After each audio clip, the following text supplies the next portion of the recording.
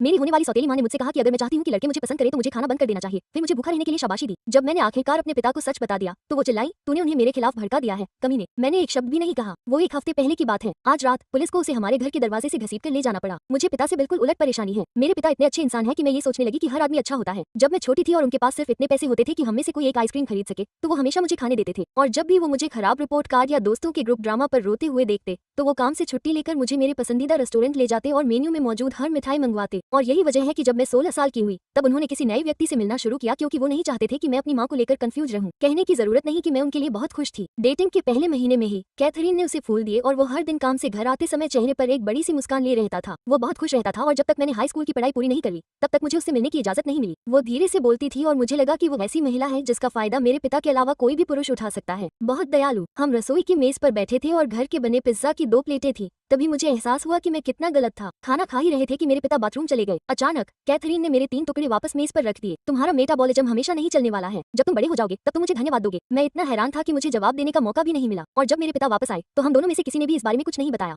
मैं उन्हें उनके जाने के बाद बताने वाला था, लेकिन जैसे ही दरवाजा बंद हुआ उन्होंने उसकी तारीफ करनी शुरू कर दी। क्या वो वाकई सबसे अच्छी नहीं है? मैं जल्द ही उसे प्रपोज करने की सोच रहा हूँ। तुम क्या सोचती हो डार्लिंग? उसकी खुशी पूरे कमरे में फैली हुई थी। मैं उसे बुझा नहीं सकता था। हाँ, वो बहुत अच्छी है। कुछ दिनों बाद जब मैं उठा तो उसने मुझे एक सरप्राइज दिया। वो मियामी में छुट्टियों के लिए एक पर्चा था। जानू, मियामी के इस रिजॉर्ट में बहुत बड़ी छूट है। मैं सोच रहा था कि हम तीनों मिलकर कहें, तुम, मैं और कैथरीन। मेरे पेट में तुरंत एक ठंडी दहशत भर गई। नहीं, तुम और वो पागल समुद्र तट मुझे बाहर कर सकते हैं। मैं चिल्लाना चाहता था, लेकिन इसके बजाय मैंने एक बड़ी मुस्कान के साथ कहा, बेशक, मैं तैयार हूँ। फिर वो मेरे बिस्तर के किनारे पर बैठ गया और वहीं अपने फोन से बुकिंग कर ली। मैंने यात्रा का पूरा फायदा उठाने का फैसला किया और अपने सारे गर्मियों के कपड़े पैक कर लिए। Tube top, linen pant, shorts. तुम जानती हो क्या करना है। जब हम वहाँ पहुंचे तो सूरज की रोशनी तुरंत मेरी हड्डियों में समा गई और कसम से मुझे ऐसा लगा जैसे मैंने एमिली या कुछ और खा लिया हो। जब मुझे एहसास हुआ तो मैं और कैथरीन सनबेड पर लेटे हुए थे। मेरी ऊपरी बांह पर एक चुटकी थी। कैथरीन ने घृणा से कहा, डार्लिंग, तुम बेलुगा वेल की तरह लग रही हो। उसने मेरे खाने की ट्रे उठाई और उसे बाहर फेंक दिया। अगर तुम चाहती हो कि लड़के तुम्हें पसंद करें तो तुम लालची नहीं हो सकती। मेरा चेहरा गर्मी से लाल हो गया, लेकिन इस बार यह धूप की वजह से नहीं था। ये शर्म की बात थी। क्या मैं वाकई इतनी मोटी थी? उद्धरण चिन्ह। मुझे तुरंत अपने शरीर को दुनिया से छिपाने की तीव्र इच्छा हुई ताकि वे यह न देख सके कि मैं कितनी बदसूरत हूँ। और मुझे लगता है कि उसने यह नोटिस किया क्योंकि उसने मुझे एक तौलिया दिया और मुझे खुद को ढकने के लिए कहा। मुझे लगता है कि 18 साल की लड़कियां वास्तव में प्रभावित होती हैं क्योंकि मैंने बाकी सप्ताहांत या तो उपवास करके बिताया या अपने पिता के सामने खाने का नाटक करके ताकि उन्हें चिंता न हो। कैथरीन मेरी इस बात की तारीफ करती और कहती कि जल्द ही मैं उसकी तरह दिख सकती हूँ। यात्रा खत्म होने के बाद भी मैं कम खाती रही और 3 हफ्ते बाद मैंने आईने में देखा और देखा कि मेरे चेहरे का रंग उड़ गया था। बाल झड़ रहे थे। मैं मुश्किल से खड़ी हो पा रही थी और ऐसा लग रहा था कि मैं गिरने वाली हूँ। और जब मैं अपने शरीर की जांच कर रही थी तभी मेरे पिता अंदर आए। बेटा, तुमने क्या किया? वो आंखों में आंसू लिए चिल्लाए, क्या तुमने कुछ नहीं खाया? तुम बहुत पीले दिख रहे हो बेटा। उद्धरण चिन्ह। उस समय मुझे इतनी भूख लगी थी कि मैं खाने के अलावा कुछ नहीं सोच पा रही थी। किसी राज को छुपाना तो दूर की बात थी, इसलिए मैंने जो भी दिमाग में आया कह दिया। कैथरीन ने मुझसे कहा कि मुझे अपना वजन कम करना चाहिए। मैंने यूं ही कह दिया। मुझे नहीं पता था कि आगे क्या होगा। क्या? मेरे पिता की आवाज बदल गई। ये पहले से कहीं ज्यादा डरावनी और गुस्से वाली आवाज में बदल गई थी। उन्होंने कुछ नहीं कहा, बस मुझे रसोई में ले गए और मेरे लिए मेरा पसंदीदा खाना बनाया, घर का बना चिकन अल्फ्रेडो। जैसे ही मैंने खाना खाया मुझे एहसास हुआ कि मैं कितनी मूर्ख थी और मैंने खुद से कसम खाई कि मैं फिर कभी अपने शरीर को सजा नहीं दूंगी। अचानक मेरे पिता की आवाज दीवारों से फूट पड़ी। ये पहली बार था जब मैंने उन्हें किसी पर ऊंची आवाज में बोलते सुना था। जब वे वापस आए तो उनका चेहरा गुस्से से लाल था और मुझे पता चला कि उनके गुस्से की जड़ कैथरीन थी। हमने ब्रेकअप कर लिया। उन्होंने कहा, रुको पापा, मुझे नहीं लगता कि उसका इरादा मुझे दुख पहुंचाने का था। यह आपकी गलती नहीं है। उन्होंने मेरी सफाई को बीच में ही रोक दिया। वो एक वयस्क है और उसे सब पता होना चाहिए था। फिर वो मेरे बगल में बैठ गए और हमने बाकी दिन वैम्पायर डायरीज देखी जो मेरा साथ में एक कंफर्ट शो था। तो जब उन्हें मैसेज मिला तो मैं उनके ठीक बगल में थी। ये कैथरीन की एक फोटो थी, एक अल्ट्रासाउंड। यह आपकी है और हम या तो फिर से साथ आ सकते हैं या फिर आप अपने होने वाले बच्चे को अलविदा कह सकते हैं। मैसेज में लिखे शब्द हमारे दोनों के चेहरे पर तमाचे की तरह थे। मैंने मैसेज को देखा। मेरा दिल मेरी पसलियों से इतनी जोर से धड़क रहा था कि मुझे लगा कि यह टूट जाएगा। मैंने तुरंत जवाब दिया। तारा से पूछा कि उसने पहले ऐसा क्यों किया। ये कहने का क्या मतलब है जो उसने मुझे उस दिन पहले भेजा था। उसका जवाब लगभग तुरंत आ गया। मेरा फोन मेरी पसीने से तर हथेली में बज रहा था। कैथरीन ने 2 साल पहले अपने एक्स डेक्लान के साथ प्रेगनेंसी का नाटक किया था। उसने ऑनलाइन अल्ट्रासाउंड की नकली तस्वीरें भी खरीदी थी। जब उसने आखिरकार डॉक्टर को दिखाने को कहा तो उसने गर्भपात का नाटक किया। तब तक वो उसके घर में आ चुकी थी और उसे सबसे अलग थलग कर चुकी थी। मेरे हाथ कांप रहे थे जब मैंने जवाब में लिखा, मुझे कैसे पता कि तुम सच बोल रहे हो। उसने कैथरीन और उसके बीच हुई पुरानी बातचीत के स्क्रीनशॉट भेजे जिसमें डेक्लान को फंसाने की योजना के बारे में विस्तार से बताया गया था। कैथरीन की तस्वीरें भी थी जिनमें स्पष्ट रूप से नकली पेट था, जैसा कि आप ऑनलाइन खरीद सकते हैं। अगर आप ध्यान से देखें तो सिलिकॉन का किनारा दिखाई देता है। तारा ने लिखा, वो खतरनाक है। उसके शब्दों ने मेरी रीढ़ में सिहरन पैदा कर दी। वो लोगों को अलग थलग कर देती है और उनका इस्तेमाल करती है। जब मैंने उससे डेक्लन के साथ किए गए काम के बारे में पूछा तो उसने ऐसी अफवाहें फैलाई जिससे मेरी प्रतिष्ठा धूमिल हो गई। मुझे दूसरे शहर जाना पड़ा। मैंने उसे धन्यवाद दिया और सावधान रहने का वादा किया। मेरे अंदर राहत और डर दोनों लड़ रहे थे। मुझे बस यही सबूत चाहिए था, लेकिन मुझे पिताजी से सावधानी से बात करनी थी। वो पहले से ही कैथरीन के जादू में इतने गहरे डूबे हुए थे कि शायद उन्हें मुझ पर यकीन न हो। उन्हें लग सकता था कि मैं उनकी खुशी के मौके को खत्म करने की कोशिश कर रही हूँ। उस शाम पिताजी ने एक और बम गिराया। उनकी आवाज में संयम था और उन्होंने पास्ता का एक बर्तन हिलाया जिसे हम दोनों में से कोई भी नहीं चाहता था। उद्धरण चिन्ह, मैं सोच रहा था, उसने कहा, मेरी आंखों से नजरें नहीं मिलाते हुए, पानी के बहाव पर ध्यान केंद्रित करते हुए। कैथरीन और मैं बच्चे के लिए साथ में जगह तलाश रहे हैं। मेरा पेट गिर गया, ऐसा लगा जैसे लिफ्ट में बैठे हों और अचानक नीचे गिर जाए। क्या, कब? हमें उसके डॉक्टर के पास एक अपार्टमेंट मिल गया। मैं अगले वीकेंड में शिफ्ट हो रहा हूँ। उसने आखिरकार मेरी तरफ देखा, उसके चेहरे पर अपराध बोध साफ झलक रहा था। बेशक तुम यहाँ रह सकते हो, मैं फिर भी बिल और बाकी सब चुकाऊंगा। पापा, आप ये नहीं कर सकते, आप उसे मुश्किल से जानते हैं। मैंने विनती की, मेरी आवाज हताशा से भर गई। उसका चेहरा सख्त हो गया। मेरी आदतन नरमी की जगह कुछ जिद्दी और अपरिचित ने ले ली। मैं उसे अच्छी तरह जानता हूँ, वो मेरे बच्चे को ले जा रही है, लेकिन अगर वो नहीं है तो क्या होगा? मैंने अपना फोन निकाला, मेरी उंगलियां स्क्रीन पर टटोल रही थी। मुझे तुम्हें कुछ दिखाना है। तभी दरवाजे की घंटी बजी, आवाज हमारी बातचीत को काट रही थी। पापा फोन उठाने गए, उनके कंधे इस तरह से झुके हुए थे कि मुझे लगा कि चर्चा अभी खत्म नहीं हुई है। कैथरीन खड़ी थी, बच्चे को पकड़े हुए। उसने कैसरोल डिश और ढीली ढाली ड्रेस पहनी हुई थी, जिससे उसके पेट के बीच में एक छोटा सा उभार दिख रहा था, जो कि एक बढ़ती हुई प्रेगनेंसी की तरह दिख रहा था। उसने चहकते हुए कहा, सरप्राइज, मैंने तुम्हारा पसंदीदा बनाया है, लैरी, चिकन पॉट पाई। पापा के चेहरे पर चमक आ गई जब उन्होंने उसे अंदर बुलाया। उनके शरीर का तनाव उसे देखते ही गायब हो गया। मुझे उसे उस पर खुश होते हुए देखकर बुरा लगा। डिश उठाकर हमारी टेबल पर उसकी कुर्सी खींची, हमारी फैमिली टेबल जहां मां बैठा करती थी। मुझे लगा कि हम एक अच्छा फैमिली डिनर कर सकते हैं, कैथरीन ने कहा। उसकी आंखें मेरी तरफ मुश्किल से छिपी हुई हिकारत से देख रही थी। एक सांप अपने शिकार को तौल रहा है। डिनर के दौरान कैथरीन बातचीत पर हावी रही, नर्सरी के रंगों और बच्चे के नामों के बारे में बात कर रही थी। उसके हाथ लगातार उसके कथित उभार को सहला रहे थे। पापा उसके हर शब्द पर ध्यान दे रहे थे, जबकि मैं अपनी प्लेट में खाना इधर उधर कर रही थी। पॉट पाई मेरे मुंह में राख की तरह लग रही थी। जब भी मैं कुछ और कहने की कोशिश करती, कॉलेज की योजना, कोई फिल्म जिसे मैं देखना चाहती थी, कैथरीन सहजता से बातचीत को वापस बच्चे की ओर मोड़ देती। उसकी आवाज मेरी आवाज को दबा देने के लिए थोड़ी ऊंची हो गई। खाने के बाद मैं पापा को तारा के मैसेज दिखाने के लिए अपना फोन लेने गया। मेरा दिल इस सोच से तेजी से धड़क रहा था कि शायद यह उसके जादू को तोड़ने का मेरा मौका हो, लेकिन वो कॉफी टेबल पर नहीं था जहां मैंने उसे रखा था। मैंने हर जगह ढूंढा, हर खाली जगह के साथ घबराहट बढ़ती गई और आखिरकार वो किचन काउंटर पर मिल गया।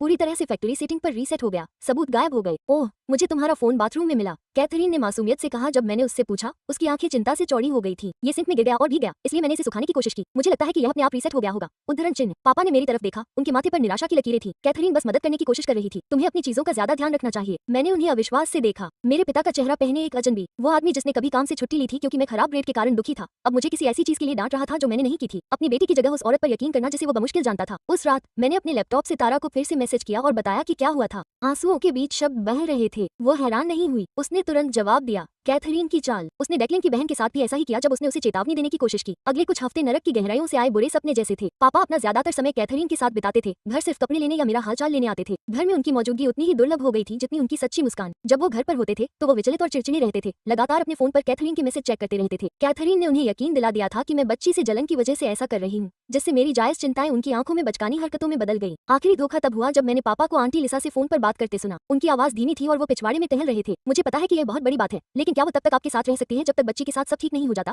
आंटी लिसा के जवाब पर कुछ देर के लिए रुक गए। ये तब तक के लिए है जब तक कैथरीन और मैं नवजात शिशु के साथ एक नियमित दिनचर्या में नहीं आ जाते। वो वास्तव में ऐसा कर रहा था, मुझे भेज रहा था ताकि कैथरीन उसे अपने पास रख सके। मुझे तस्वीर से इस तरह मिटा रहा था जैसे मैं उसकी बेटी नहीं बल्कि एक परेशानी हूँ। मैंने फैसला किया कि मुझे और सबूत चाहिए, कुछ ऐसा जो इतना ठोस हो कि पिताजी भी उसे नजरअंदाज न कर सके। अगर पिताजी मुझ पर विश्वास नहीं करते तो शायद वे अपने सबसे अच्छे दोस्त ब्रांड पर विश्वास करेंगे, जो उन्हें कॉलेज के समय से जानता था और मेरे लिए एक चाचा की तरह था। मैंने ब्रांड से संपर्क किया और उसे टेरारा के संदेशों और मेरे फोन के साथ क्या हुआ सहित सब कुछ बताया। वो संशय में था, लेकिन कैथरीन के अतीत की जांच करने के लिए तैयार हो गया। उसके संदेह के बावजूद उसकी सुरक्षात्मक प्रवृत्ति काम कर रही थी। 2 हफ्ते बाद ब्रांड ने दूसरी तरफ से खबर के साथ फोन किया। उसकी आवाज गंभीर थी। तुम सही थे, उसने बिना किसी भूमिका के कहा। मेरा एक दोस्त है जो मेमोरियल हॉस्पिटल में रिकॉर्ड का काम करता है। कैथरीन को वहाँ कभी भी प्रेग्नेंट मरीज के तौर पर रजिस्टर नहीं किया गया, जबकि उसने तुम्हारे पापा को बताया था कि उसकी नियमित अपॉइंटमेंट है।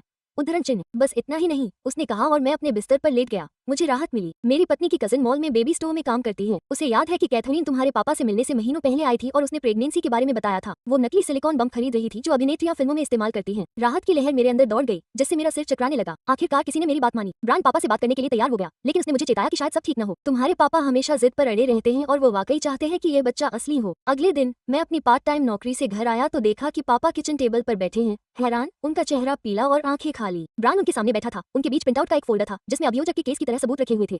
उद्धरण चिन्ह, उसे बताओ कि तुमने मुझसे क्या कहा था? ब्रांड ने धीरे से कहा। पिताजी ने मेरी तरफ देखा, उनकी आंखें लाल और खोखली थी। कैथरीन झूठ बोल रही है, उसने बुरी तरह से कहा। उसके शब्दों से उसे शारीरिक पीड़ा हो रही थी। बच्चा, यह मेरा नहीं हो सकता, समय सही नहीं है। मैं चिल्लाना चाहता था। मैंने तुमसे कहा था। मेरे गले में प्रतिशोध की आग जल रही थी, लेकिन उसके चेहरे पर टूटे भाव ने मुझे रोक दिया। इसके बजाय मैं उसके बगल में बैठ गया और उसका हाथ पकड़ लिया, यह महसूस करते हुए कि गर्म रसोई के बावजूद उसकी उंगलियां कितनी ठंडी थी। मुझे बहुत दुख है पिताजी। उसने मेरा हाथ दबाया, उसकी पकड़ सख्त थी। मुझे माफी मांगनी चाहिए, मैंने आपकी बात नहीं मानी। मैंने उसे हमारे बीच आने दिया। ब्रांड ने अपना गला साफ किया। उसका सामान्य रूप से हंसमुख चेहरा गंभीर था। और भी है, कैथरीन का यह व्यवहार पहले भी रहा है। उसने कम से कम 2 अन्य पुरुषों के साथ ऐसा किया है जिन्हें मैं ढूंढ सका। एक ने तो उसे इस पर अदालत में भी घसीटा। पिताजी के फोन पर एक संदेश आया, जिसकी आवाज सुनकर वे घबरा गए। कैथरीन, तुम कहाँ हो? हमें आज पालना देखना है। मुझे छोटे बच्चे जेम्स के लिए एकदम सही पालना मिल गया है। पिताजी ने एक निर्णायक क्लिक के साथ अपना फोन बंद कर दिया और उसे ऐसे दूर कर दिया जैसे वो दूषित हो। मुझे इसे व्यक्तिगत रूप से खत्म करना होगा। नहीं, मैंने दृढ़ता से कहा, अपनी आवाज में अधिकार से खुद को आश्चर्यचकित करते हुए। वो आमने सामने आपसे यही करवाना चाहती है। आपको एक वकील की जरूरत है और इसे ठीक से संभालना होगा। ब्रांड ने सिर हिलाया, उसकी अभिव्यक्ति गंभीर थी। मेरी बहन एक पारिवारिक वकील है। वो पितृत्व परीक्षण की मांग करने और इसके होने तक संपर्क काटने के लिए एक बयान तैयार करने में आपकी मदद कर सकती है। पिताजी सहमत थे, लेकिन मैं उनकी आंखों में संघर्ष देख सकता था। जिस तरह से उनकी निगाहें उनके साइलेंट फोन पर जा रही थी। इन सबके बावजूद उनके भीतर का एक हिस्सा अभी भी यह मानता था या मानना चाहता था कि कैथरीन उनके बच्चे को जन्म दे रही है,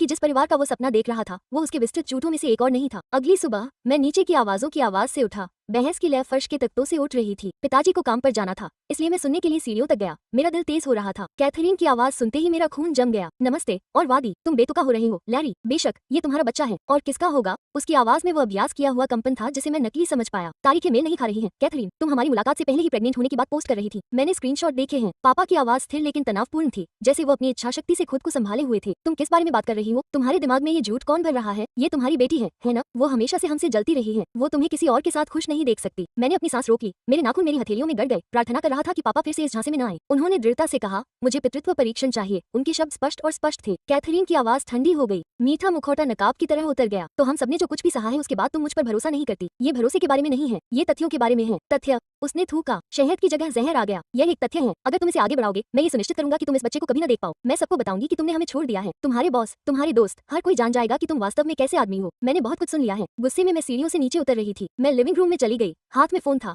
रिकॉर्डिंग ऐप चल रहा था। हर शब्द को रिकॉर्ड कर रही थी। मैंने कहा, हमारे घर से निकल जाओ। मेरी आवाज पहले से ज्यादा स्थिर थी। एड्रेनालाइन मेरे अंगों को झंझना रहा था। कैथरीन की आंखें सिकुड़ गई। उसकी नजरें मुझ पर तिरस्कार से घूम रही थी। ये तुम्हारे और मेरे पिता के बीच की बात है। वयस्कों का मामला जिससे तुम्हें कोई लेना देना नहीं है। उसने वयस्कों पर इस तरह जोर दिया जैसे मैं 18 साल की लड़की न होकर एक बच्ची हूँ। जब तुमने मुझसे कहा कि मैं बेलुगा वेल जैसी दिखती हूँ और मुझे खाना बंद करवा दिया तो यह मेरा मामला बन गया। मैंने भी जवाब दिया। मेरे मुंह से शब्द फूट पड़े। पिताजी हमारे बीच में आ गए। उनका शरीर एक ढाल की तरह था। कैथरीन, मुझे लगता है तुम्हें चले जाना चाहिए। ठीक है, उसने सोफे से अपना डिजाइनर पर्स उठाते हुए कहा, लेकिन ये खत्म नहीं हुआ है। तुम दोनों को इसका पछतावा होगा। हवा में खतरा मंडरा रहा था। वो बाहर चली गई। उसके पीछे दरवाजा इतनी जोर से बंद हुआ कि दीवार पर लगी पारिवारिक तस्वीरें हिल गईं। उसके जाने के बाद पिताजी सोफे पर गिर पड़े। सिर हाथों में था। उनका शरीर अचानक बूढ़ा दिखने लगा। चेतावनी, मैं कितना मूर्ख रहा हूँ, उन्होंने फुसफुसाया। उनके शब्द उनकी हथेलियों से दबे हुए थे। ये तुम्हारी गलती नहीं है, मैंने उनके बगल में बैठते हुए कहा। सोफे का कुशन हम दोनों के वजन से नीचे झुक गया। वो चालाक है, उसे पता था कि तुम्हें पाने के लिए क्या कहना है। उन्होंने मेरी ओर देखा। उनकी आंखों में पश्चाताप भरा था जिसने मेरा दिल तोड़ दिया। लेकिन मुझे तुम पर भरोसा करना चाहिए था। मैं तुम्हारा पिता हूँ, मुझे तुम्हारी रक्षा करनी चाहिए। नहीं, वो रुक गए, अपनी बात पूरी नहीं कर पाए। उनकी कथित विफलता का बोझ इतना भारी था कि उसे शब्दों में बयान नहीं किया जा सकता था। उद्धरण चिन्ह, हम लेस देन अज्ञात ग्रेटर देन इससे पार पालेंगे। मैंने वादा किया। हर शब्द का अर्थ एक साथ। कुछ दिनों तक सब कुछ शांत रहा, बहुत शांत, जैसे तूफान आने से पहले की खामोशी। पिताजी ने अपने वकील के जरिए पितृत्व परीक्षण के लिए औपचारिक रूप से अनुरोध किया और कैथरीन ने कई संदेशों के जरिए जवाब दिया, जिसमें रोने की विनती और क्रूर धमकियां शामिल थी। पिताजी ने उनमें से किसी का भी जवाब नहीं दिया और अपने वकील की सलाह पर पूरी तरह चुप रहे। फिर सोशल मीडिया पर हमला शुरू हुआ, एक डिजिटल हमला जिसने हमें चौंका दिया। कैथरीन ने रोते हुए वीडियो पोस्ट किए और दावा किया कि पिताजी ने उसे और उसके जन्मे बच्चे को छोड़ दिया है। उसके मेकअप को इस तरह से धुंधला किया गया था कि वो घंटों रोती रही। उसने अपने साथी द्वारा धोखा दी गई एकल माताओं के लिए एक फंडरेजिंग अभियान शुरू किया जिसमें उसकी कहानी प्रमुखता से दिखाई गई और उसने खुद को एक निर्दयी व्यक्ति का शिकार बताया। हमारे जानने वाले लोगों ने कमेंट करना शुरू कर दिया। कुछ ने बिना सवाल किए उसका पक्ष लिया, कुछ भ्रमित थे और पिताजी से पूछ रहे थे कि क्या हो रहा है। पिताजी ने अपने वकील की सलाह पर कानूनी प्रक्रिया पूरी होने तक चुप रहने की सलाह पर जवाब देने से इनकार कर दिया। लेकिन मैं देख सकता था कि उन्हें कितना दुख हो रहा था। जब उनके फोन पर कोई और सूचना आती तो वो कैसे घबरा जाते थे। सबसे बुरा तब हुआ जब कैथरीन मेरे कॉलेज कैंपस में आने लगी। पीछा करने का एक ऐसा अभियान जिसने मुझे लगातार पीछे देखने पर मजबूर कर दिया। मैं उसे पार्किंग में अपनी कार से मुझे देखते हुए देखता था या कैफेटेरिया में गलती से मुझसे टकरा जाता था। उसके शरीर पर अब पहले से ज्यादा उभार था जो मुझे पता था कि नकली था। उद्धरण चिन्ह, तुम्हारे पापा ठीक हो जाएंगे, वो एक ठंडी मुस्कान के साथ कहती थी जो उसकी आंखों तक कभी नहीं पहुंची। जब कोई बच्चा होता है तो पुरुष हमेशा ठीक हो जाते हैं और जब वो ऐसा करते हैं तो तुम हमेशा के लिए तस्वीर से बाहर हो जाओगे। मैंने हर मुलाकात, हर खतरे को दर्ज करना शुरू कर दिया। मेरा फोन मेरा हथियार बन गया, हमेशा रिकॉर्ड करने के लिए तैयार रहता था। मैं उसे ऐसा नहीं करने देने वाला था। मैं उसे मेरे पिता को बर्बाद नहीं करने देने वाला था या मुझे अपने ही परिवार से बाहर नहीं निकालने देने वाला था। एक शाम मैं और पापा रात का खाना खा रहे थे, बाहर से मंगाया हुआ चाइनीज खाना जिसे हम दोनों ने पसंद नहीं किया था। तभी दरवाजे की घंटी बजी। आवाज ने हम दोनों को बीच में ही रोक दिया। कैथरीन परेशान दिख रही थी। उसके चेहरे पर काजल की धारियां कलात्मक नदियों की तरह बह रही थी। उसके बाल जानबूझकर मुड़े हुए थे। उद्धरण चिन्ह, प्लीज लैरी, मुझे तुमसे बात करनी है। वो सिसक उठी। उसकी आवाज पूरी तरह से टूट गई। बच्चे को लेकर मेरी परेशानियां बढ़ रही हैं। डॉक्टर का कहना है कि मुझे तनाव कम करने की जरूरत है। पिताजी हिचकिचाए। उनकी दयालुता उनकी नई मिली सावधानी में बदल गई। उन्होंने दरवाजे की चौखट पकड़ ली। कैथरीन, कोई भी संवाद मेरे वकील के जरिए ही होना चाहिए। तुम जानती हो, तेरे वकील को धिक्कार है। वो चिल्लाई। उसकी आवाज नाटकीय रूप से ऊंची हो गई। ये हमारे बच्चे के बारे में है। मैं आगे बढ़ी। इस तरह की स्पष्ट चालाकी के सामने चुप नहीं रह सकी। अगर तुम्हें परेशानियां हो रही हैं, तो तुम्हें अस्पताल में होना चाहिए, यहाँ हमें परेशान नहीं करना चाहिए। कैथरीन की आंखों में नफरत चमक उठी। एक पल के लिए नकाब हट गया और उसके पीछे छिपा जहर दिखने लगा। तुमने उसे मेरे खिलाफ जहर दे दिया है, तू छोटी कुतिया, तू उसे किसी और के साथ खुश नहीं देख सकती। बस बहुत हो गया, पिताजी ने दृढ़ता से कहा। उनकी आवाज में बहस की कोई गुंजाइश नहीं थी। तुम्हें जाना होगा। ठीक है, वो गुस्से से अपना चेहरा विकृत करते हुए फुसफुसाई। लेकिन उस पल को याद रखना जब तुम अपने बच्चे को समझा रही हो कि तुम वहाँ क्यों नहीं थी। अपराध बोध की भावना हवा में जहर की तरह तैर रही थी। उसके जाने के बाद पिताजी ने घटना की रिपोर्ट करने के लिए अपने वकील को फोन किया। हाथों में हल्के कंपन के बावजूद उनकी आवाज स्थिर थी। अगले दिन मुझे इंस्टाग्राम पर एक ऐसे अकाउंट से मैसेज रिक्वेस्ट मिली जिसे मैं पहचान नहीं पाया। नोटिफिकेशन ने मेरा पेट कस लिया। यह एक फोटो थी जिसमें मैं क्लास में जा रहा था। ये स्पष्ट रूप से मेरी जानकारी के बिना एक पेड़ के पीछे से ली गई थी, जिसके कैप्शन में लिखा था, जो लड़कियां अपने काम से मतलब नहीं रखती, उनके साथ हादसे हो जाते हैं। धमकी साफ दिख रही थी, जिससे मेरी नसों में बर्फ जम गई। मैंने पिताजी को दिखाया, जिन्होंने तुरंत पुलिस को फोन किया। उनका चेहरा गुस्से से सफेद हो गया था। उन्होंने रिपोर्ट तो ली, लेकिन कहा कि अगर कोई और सीधा सबूत नहीं है तो वे कुछ नहीं कर सकते। उन्होंने मुझे अपने आसपास के माहौल के प्रति ज्यादा सजग रहने और अपनी दिनचर्या बदलने की सलाह दी। इस सलाह से मुझे सुरक्षित महसूस करने में कोई मदद नहीं मिली। उस रात पिताजी और मैंने रसोई की मेज पर बैठकर गंभीर बातचीत की, जहां कैथरीन के घर के बने पिज्जा से ये दुस्वप्न शुरू हुआ था। उन्होंने चिंतित आंखों से सुझाया, शायद तुम्हें आंटी लिसा के साथ कुछ समय के लिए रहना चाहिए, बस जब तक ये खत्म नहीं हो जाता। नहीं, मैंने दृढ़ता से कहा। मेरे हाथ मेज पर थे। यही कैथरीन चाहती है, हमें अलग करना, हमें साथ रहना होगा। पिताजी ने धीरे से सिर हिलाया। उनकी चिंता के बीच एक हल्की सी मुस्कान थी। तुम सही कह रहे हो, लेकिन हमें सावधान रहना होगा। कैथरीन अप्रत्याशित है। कुछ दिनों बाद ब्रायन ने खबर दी, जिससे मेरा दिल धड़कने लगा। उसे कैथरीन का एक पोस्ट मिला जो गर्भवती माताओं के लिए एक निजी फेसबुक ग्रुप पर एक हफ्ते पहले का था, जिसमें उसने 20 हफ्ते की गर्भावस्था का जिक्र किया था। अगर यह सच था तो बच्चे के पिता होने की संभावना नहीं थी। वे अलग होने से पहले सिर्फ 14 हफ्ते साथ रहे थे। पिताजी के वकील ने हमें सावधानी से आगे बढ़ने की सलाह दी। हमें सिर्फ स्क्रीनशॉट की जरूरत नहीं थी, जिसे कैथरीन नकली या संदर्भ से अलग बता सकती थी। हमें उससे सच कबूल करने की जरूरत थी। बेहतर होगा कि रिकॉर्ड पर जहां उस पर विवाद न हो सके। मौका उम्मीद से जल्दी आ गया। कैथरीन अपने परिवार के लिए लड़ने के बारे में लगातार हताश अपडेट पोस्ट कर रही थी, और कैसे कुछ लोग माँ और पिता के बीच आने के लिए कुछ भी कर सकते हैं। उसने बताया कि वो अपने घर में एक छोटी प्री बेबी पार्टी का आयोजन कर रही है, और उसने पापा के कई दोस्तों और सहकर्मियों को भी बुलाया है। ये साफ तौर पर उन्हें मनाने की कोशिश थी। जब हमने उसके ईमेल पर भेजे गए डिजिटल निमंत्रण को पढ़ा तो मैंने पापा को चेताया, यह एक जाल है। अगर आप नहीं आते हैं तो वो आपको सार्वजनिक रूप से शर्मिंदा करना चाहती है। यह एक मौका है। पापा ने सोच समझकर जवाब दिया। मैं जानता था कि एक रणनीतिक सोच रखने वाले की झलक उनकी आंखों में फिर से आ गई। उद्धरण चिन्ह, अगर हम दोनों ब्रायन को बैकअप के तौर पर साथ ले जाते तो हमने कॉफी और बचे हुए पिज्जा पर एक प्लान बनाया। पापा ब्रायन के साथ उस मीटिंग में शामिल होते, लेकिन समझौता करने की कोशिश करते, लेकिन कोई वादा नहीं करते। मैं अलग से आता, लो प्रोफाइल रहता। हमारा लक्ष्य कैथरीन को गवाहों के सामने प्रेगनेंसी टाइमलाइन के बारे में बात करते हुए पकड़ना था, ताकि उसे इतना बड़ा झूठ बोलते हुए पकड़ा जा सके कि उसके सबसे प्रबल समर्थक भी उसे नजरअंदाज न कर सके। मीटिंग का दिन आ गया। धूप खिली हुई थी और खुशनुमा माहौल था। पापा और ब्रायन पहले अंदर गए, जबकि मैं ब्रायन की पत्नी की कार में इंतजार कर रहा था। मेरे पेट में मरोड़ हो रही थी। 20 मिनट बाद मुझे टैक्स सिग्नल मिला और मैं अपार्टमेंट बिल्डिंग में दाखिल हुआ। सीढ़ियां चढ़ने के साथ ही मेरा दिल तेजी से धड़क रहा था। कैथरीन ने जब मुझे देखा तो उसके चेहरे पर नफरत झलक रही थी, लेकिन उसकी आंखों में हैरानी भरी मुस्कान थी, जो उसकी आंखों तक नहीं पहुंची। ओह, मुझे उम्मीद नहीं थी कि तुम आओगे, उसने कहा। स्वागत भरे शब्दों के बावजूद उसकी आवाज दबी हुई थी। मैं इसे मिस नहीं करूंगा, मैंने उसके नकली लहजे से मेल खाते हुए मीठी आवाज में कहा। आखिरकार यह मेरा होने वाला सौतेला भाई है, जिसका हम जश्न मना रहे हैं। अपार्टमेंट को गुलाबी और नीले रंग के गुब्बारों से सजाया गया था और एक केक रखा हुआ था जिस पर लिखा था, बेबी पैटरसन जल्द ही आने वाला है। और केक पर फ्रॉस्टिंग बहुत ही अच्छे से लगाई गई थी। करीब 1 दर्जन लोग वहाँ मौजूद थे, जिनमें पिताजी के कई सहकर्मी और कुछ महिलाएं भी थी जिन्हें मैं पहचान नहीं पाया था। सभी प्लास्टिक शैंपेन के गिलासों में स्पार्कलिंग साइडर पी रहे थे। कैथरीन एक बेहतरीन मेजबान की भूमिका निभा रही थी। उसका एक हाथ उसके थोड़े उभरे हुए पेट पर था और दूसरा मेहमानों के हाथों को छूकर उनके चुटकुलों पर हंस रहा था। वो पिताजी को रिफ्रेशमेंट टेबल के पास ले गई थी और वो ध्यान से बोल रही थी, जबकि वो असहजता से उसके और दीवार के बीच फंसे हुए थे। मैं कमरे में घूम रहा था और अपने फोन पर बातचीत के कुछ अंश रिकॉर्ड कर रहा था। मेरे हाथ में फोन छिपा हुआ था। कई मेहमानों ने बताया कि वे कितने खुश थे कि कैथरीन को इतने लंबे समय तक कोशिश करने के बाद आखिरकार बच्चा हुआ। एक महिला ने खुद को कैथरीन की कजिन माया बताया। वाइन के कुछ गिलास पीने के बाद वो बहुत ज्यादा बातूनी हो गई थी। यह वाइन साइडर नहीं थी। उसके गाल लाल हो गए थे और उसके बोल लड़खड़ा रहे थे।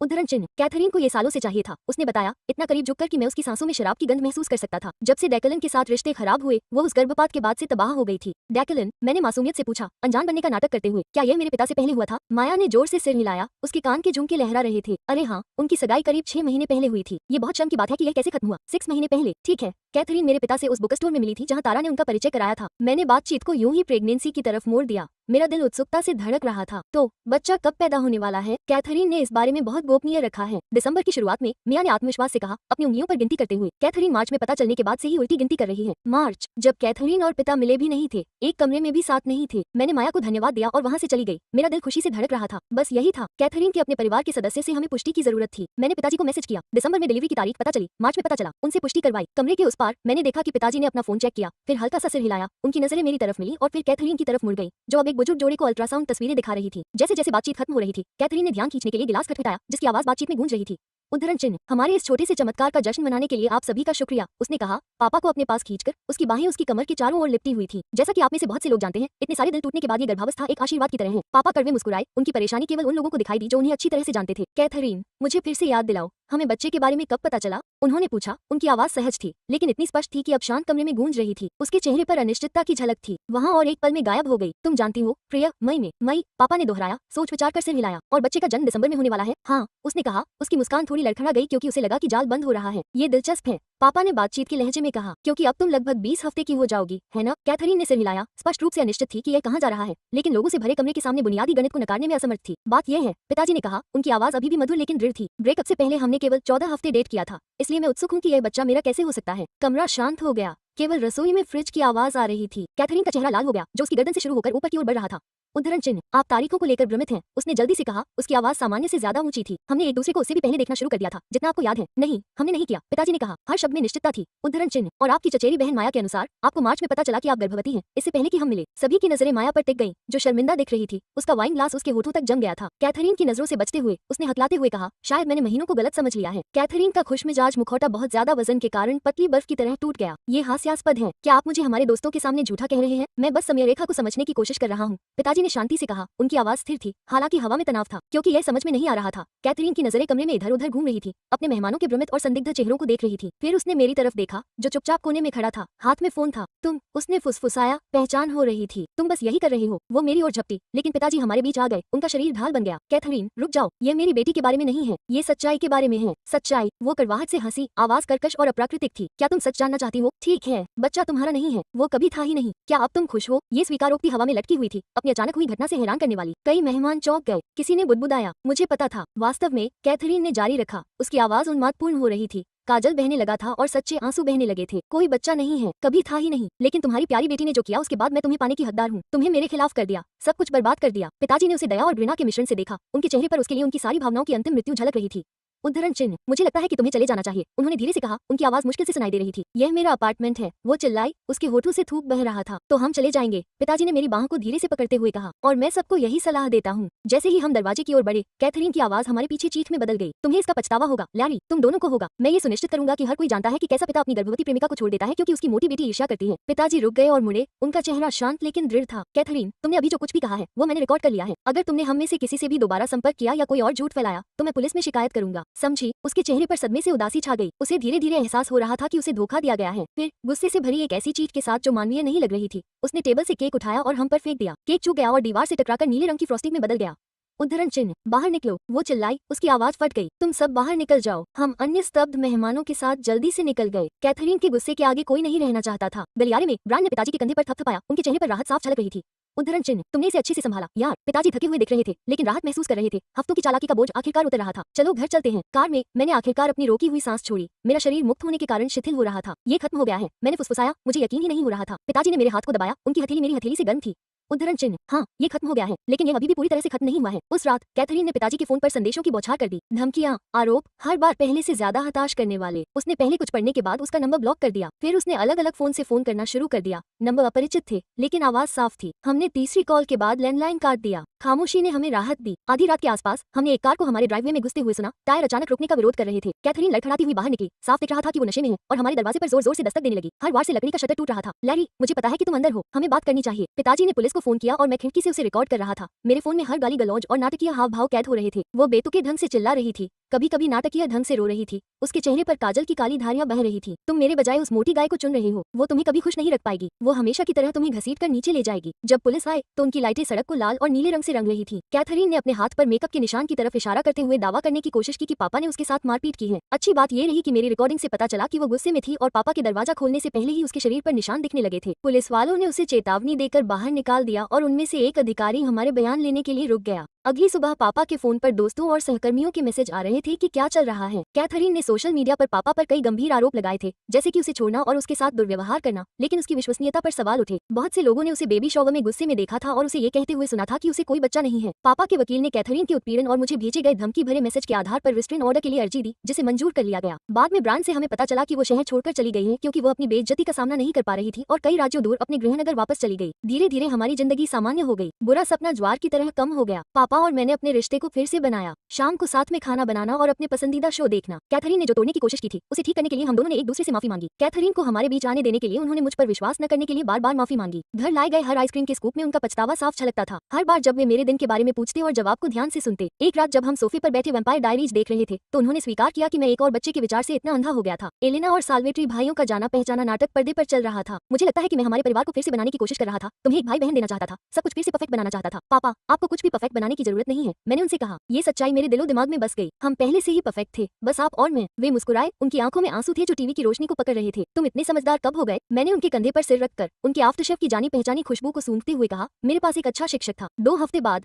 शनिवार की सुबह बरसात के मौसम में पापा ने मुझे असली मेपल सिरप से सने पैनकेक और एक छोटा सा डिब्बा दिया। मैंने पूछा, ये किस लिए है? मैंने चांदी के रिबन को छूते हुए पूछा। उन्होंने कहा कि तुम्हारे जन्मदिन के जश्न में न जाने की भरपाई के लिए। उन्होंने कहा, उस डिनर का जिक्र करते हुए जिसे कैथरीन ने किसी तरह एक इमरजेंसी में बर्बाद कर दिया था। उसे खोलो। अंदर एक नाजुक चांदी का हार था जिसमें 2 घेरे थे, जिसकी धातु की जाली रसोई की खिड़की से आने वाली रोशनी को सोख रही थी। हम में से हर एक के लिए एक, पापा ने भावुकता से भरी धीमी आवाज में समझाया। ये तुम्हें याद दिलाने के लिए था कि चाहे कुछ भी हो जाए, दुनिया के सामने सिर्फ तुम और मैं ही हैं। मैंने उन्हें कसकर गले लगाया। महीनों से ज्यादा सुरक्षित महसूस कर रही थी। हमारे शरीर के बीच हार ठंडा था। कैथरीन ने हमें लगभग तबाह कर दिया था। वो हमेशा से अटूट रहे एक रिश्ते को तोड़ने में लगभग कामयाब हो गई थी, लेकिन अंत में उसने हमारे बंधन को और मजबूत कर दिया, जैसे स्टील और आग। उस दोपहर जब हम रसोई में बैठकर हफ्ते भर के लिए खरीदारी की सूची बना रहे थे, पापा ने अचानक ऊपर देखा। उनकी कलम बीच में ही रुक गई। जानते हो, मैं तुम्हारे कहे पर विचार कर रहा था कि तुम्हारे पिता से बिल्कुल उलट समस्याएं हैं। मैं हंसा। मुझे अपनी पुरानी बातें याद आ गई। हाँ, मुझे आशा है कि यह अभी भी सच है, उन्होंने गंभीरता से कहा। उनकी आंखें मेरी आंखों में झांक रही थी। कैथरीन के साथ जो कुछ भी हुआ उसके बाद अगर मेरे बारे में तुम्हारा नजरिया बदल गया है तो मैं तुम्हें दोष नहीं दूंगा। मैंने दृढ़ता से अपना सिर हिलाया। मेरे जवाब में कोई झिझक नहीं थी। पापा, तुमने गलती की, लेकिन जब जरूरत थी तुमने मुझे चुना, तुमने मुझ पर विश्वास किया, यही मायने रखता है। वो मुस्कुराए, उनके चेहरे पर राहत छा गई जैसे बारिश के बाद धूप आ गई हो। तो रात के खाने में चिकन अल्फ्रेडो? जरूर, मैं मुस्कुराया। हमारे बीच उस गर्माहट भरे खाने की यादें और शायद मिठाई के लिए आइसक्रीम। उन्होंने वादा किया कि 2 स्कूप उनकी आंखों के कोने सिकुड़ रहे थे। हम दोनों के लिए एक एक।